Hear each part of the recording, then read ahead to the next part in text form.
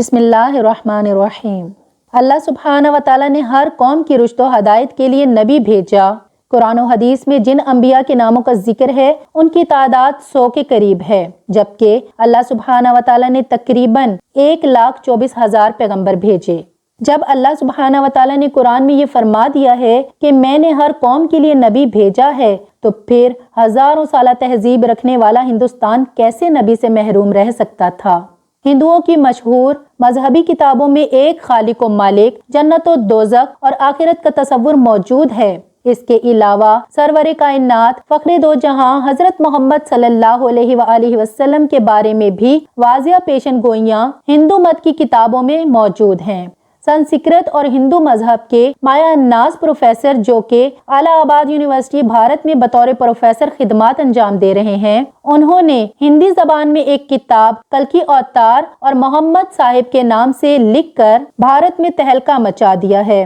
جس کا بہت سی زبانوں میں ترجمہ کیا جا چکا ہے، جبکہ ہندوؤں کے بڑے بڑے پنڈت بھی اس کتاب کو جھوٹا ثابت نہیں کر پا رہے۔ اس کتاب میں لکھاری نے ان پیشن گوئیوں کو یکجا کر دیا ہے جو کہ ہندوؤں کی مقدس کتابوں میں اللہ سبحانہ و تعالیٰ کے آخری نبی حضرت محمد صلی اللہ علیہ وآلہ وسلم کے بارے میں لکھی ہوئی تھیں۔ ہندوؤں کا یہ عقیدہ ہے کہ برائیوں کے خاتمے کے لیے 10 اوتاروں یعنی پیغمبروں نے اس دنیا میں آنا ہے، جن میں سے 9 پچھلے 3 یگ یعنی ادوار میں آ چکے ہیں، اور اب آخری دور یعنی کالی یگ میں کلکی اوتار یعنی آخری نبی کو آنا ہے۔ جبکہ ہندوؤں کا یہ بھی ماننا ہے کہ یہ کالی یگ کئی ہزار سال پہلے شروع ہو چکا ہے اور دنیا کے تباہ ہونے تک یہی دور رہے گا۔ اس لیے ہندو اب کلکی اوتار یا آخری مسیحا کے منتظر ہیں، جس کی خبر ان کی تمام مقدس کتابوں میں دی گئی ہے۔ ہندوؤں کی جانی مانی کتاب بھگوت پروان میں لکھا ہے کہ کالی یگ یعنی آخری دور کا ایک بڑا حصہ گزر چکا ہے۔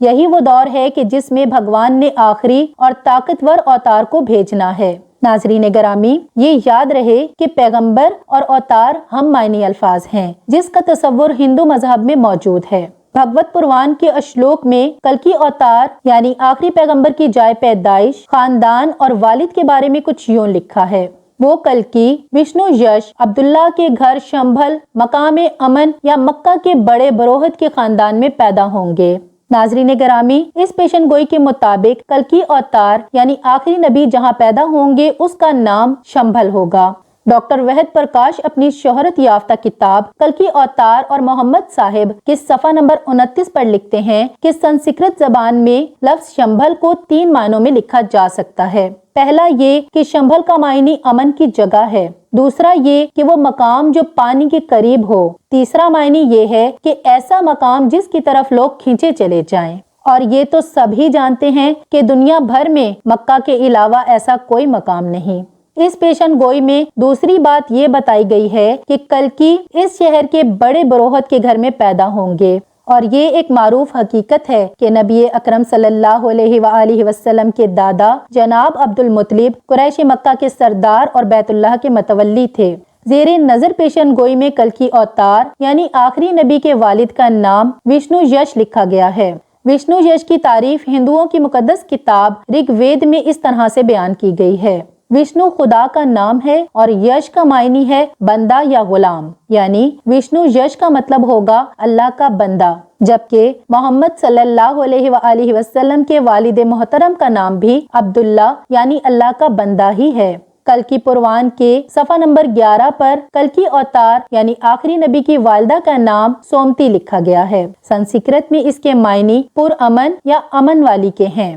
جبکہ حضرت محمد صلی اللہ علیہ وآلہ وسلم کی والدہ کا نام بھی آمینہ یعنی امن والی ہے۔ اسی طرح کلکی پروان میں کلکی اوتار یعنی آخری نبی کی تاریخ پیدائش کا یوں ذکر ہے۔ وہ چاند کے مہینے مادھو کی 12 تاریخ کو پیدا ہوں گے۔ مہابھارت میں کلکی اوتار یعنی آخری نبی کی 8 خصوصیات لکھی گئی ہیں، یعنی کلکی اوتار میں معرفت الہی، ضبط نفس، معزز حسب و نصب، الہامی علم، متوازن گفتگو، شجاعت و بہادری، سخاوت اور جذبہ احسان مندی کی خصوصیات کوٹ کوٹ کر بھری ہوں گی، اور بے شک جو بھی سرور کائنات نبی آخر الزماں حضرت محمد صلی اللہ علیہ وآلہ وسلم کی سیرت مبارک کو پڑھے گا تو یہ جان لے گا کہ یہ خصوصیات تو حضور اکرم صلی اللہ علیہ وآلہ وسلم کی ذات میں رچی بسی تھیں۔ ہندوؤں کی مقدس کتاب اشلوک میں یہ دعویٰ کیا گیا ہے کہ کلکی اوتار یعنی آخری رہبر دیودات یعنی خدائی گھوڑے پر سواری کریں گے،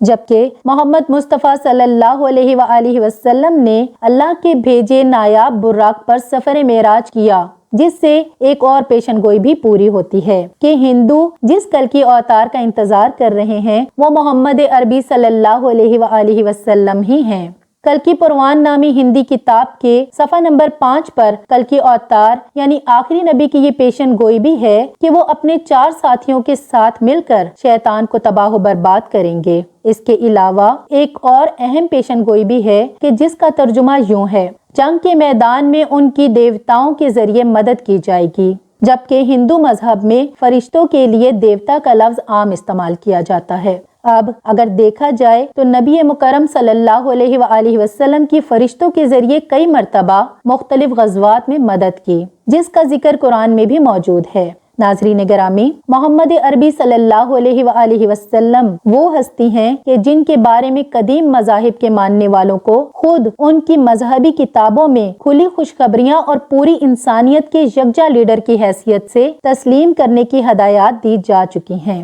جس کی بنا پر نبی اکرم صلی اللہ علیہ وآلہ وسلم کی شخصیت ان کے لیے ہرگز اجنبی نہیں، بشرطیہ وہ اپنی مذہبی کتابوں کی ان گواہیوں سے پوری طرح واقف ہوں۔ اور ظاہر ہے کہ یہ ذمہ داری پوری امت مسلمہ کی ہے، جسے قرآن کے مطابق اٹھایا ہی اس لیے گیا ہے کہ وہ قیامت تک آنے والے انسانوں کو اس حقیقت سے باخبر کرے کہ محمد صلی اللہ علیہ وآلہ وسلم وہی ہستی ہیں کہ جن کی آمد کی خبریں تمام انبیاء کرام دیتے رہے، اور تمام مذاہب کی مقدس کتابوں میں ان کی آمد کی پیشن گوئیاں صاف الفاظ میں درج ہیں۔ ہندوؤں کی مقدس کتابیں جس کلکی اوتار کی آمد کی دہائی دے رہی ہیں وہ کوئی اور نہیں بلکہ محمد عربی صلی اللہ علیہ وآلہ وسلم ہی ہیں، جن کی آمد کے بعد اب کسی نبی، رسول اور رہبر کو نہیں آنا۔ نجات اسی میں ہے کہ نبی آخر الزماں صلی اللہ علیہ وآلہ وسلم اور ان کے پیغام کو دل و جان سے مان لیا جائے۔ آخر میں ناظرین گرامی، آپ کو یہ بتاتے چلیں کہ تمام انسان بشمول ہند و یہود حضور صلی اللہ علیہ وآلہ وسلم کی امت میں داخل ہیں،